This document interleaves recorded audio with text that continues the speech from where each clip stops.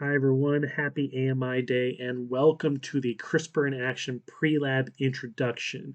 In this lab, you are going to see exactly how CRISPR gene editing works in bacteria model organisms. Specifically, we are going to transform bacteria just like you did with GFP. This time, we're transforming them with a plasmid that has a gene called LAC-Z on it. LAC-Z doesn't turn them green, it turns them blue. So any bacteria with a functional LAC-Z gene will be able to make a pigment to turn them blue. However, we want to know how CRISPR and Cas9 works. So we are actually going to apply it to knock out that LAC-Z gene. By knock out, I mean that we're going to turn off that LAC-Z gene. We're going to shut it down. We're going to literally cut it right down the middle so that no bacteria can read that plasmid. Once we knock it out, it's no longer functional. So therefore, our bacteria that have a properly knocked out LAC-Z gene and still get the transformation process will not be blue. They'll be normal. They'll be completely normal E. coli because they now have a gene that is not able to be functional and not able to be read. So our job is to knock out the gene first with the CRISPR-Cas9 system. It's actually CRISPR-12A because it's specific for this design gene. We're going to transform the knocked out plasmid into the E. coli, and then we're going to analyze those transformers to see how well we did. It is virtually the same lab that we did before break, just not quite as long and not quite as many parts, and definitely rushed. Let's get started. Day one. You are going to do some CRISPR gene editing. I have 7 total groups working with my E. coli this time around between the 2 classes.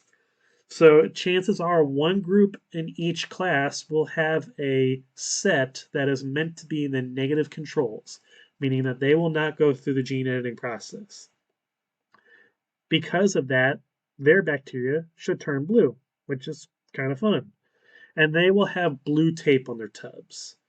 The other individual groups will be gene editors, and they will go through the process of CRISPR RNA, and they will have white tape on their tubs. Now, I do not know right off the bat who's going to have which group. I'm going to do this randomly to make it as fair as possible, and literally just put you in the same groups that you had before break for the protein unit and the GFP labs, but I'm going to put a strip of blue tape or white tape onto the tubs so that you know exactly what directions to follow.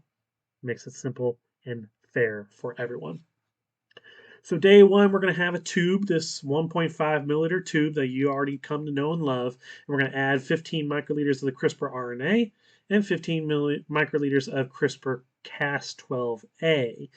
The Cas12a is the restriction enzyme that does the cutting, but it can only do that if it has the CRISPR RNA as a guide to find that specific spot in the plasmid sequence. Now, the people who have the negative control group will not be adding the Cas12a to their tubes. Instead, they're just going to add 5 microliters of water. And if we don't have the CRISPR Cas12a restriction enzyme, then of course there's nothing that does the cutting, and therefore those plasmids should be unaffected by everything we do throughout this point. We're going to incubate them at room temperature for 15 minutes. Then we're going to add 4 microliters of ultra pure water, 2 microliters of buffer solution, and 4 microliters of plasmid DNA.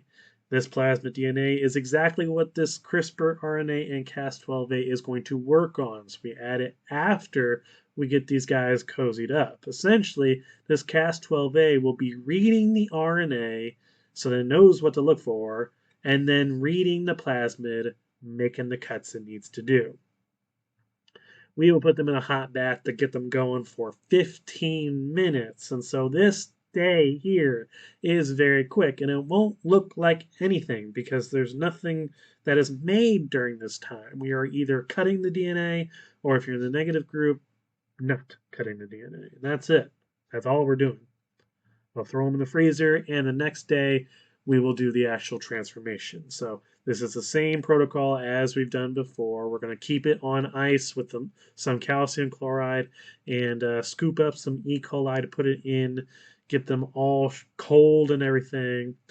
We'll go ahead and put our plasmid DNA into the ice cold E. coli calcium chloride mix and keep it there for another 15 minutes, bringing it down to really, really cold temperatures so that it's really, really hard for those E. coli to do what they love, and that's multiply. We just want them to be nice and fluid and just getting the plasmid inside.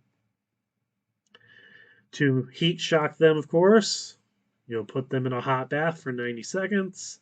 Then we'll incubate them at room temperature for 15 minutes.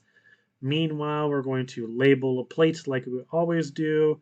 You'll either label your plate with a positive plasmid or negative plasmid based on whether or not you have the CRISPR Cas12a system or if you just have the CRISPR RNA and therefore no Cas12a. And after that 15 minutes, we plate it and we're done. Okay, we'll check them on Monday or Tuesday whenever I see you after that. Monday for my 5th hour, Tuesday for my 6th hour. We'll see how you did. And part of your grade will indeed be based on whether or not you get the results you expect. Did you have bacteria grow?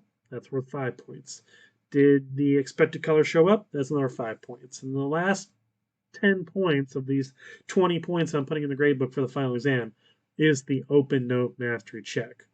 So I strongly encourage you, as always, to read this lab, especially go to the pre-lab portion of this lab and take a look at the introduction and the videos that I put up in Canvas. And please use those to your advantage when answering the questions on the mastery check. That is also available in Canvas, or you can wait until you have a paper copy in person in class. That's all I got for you. 7 minutes, quickest pre-lab I can do.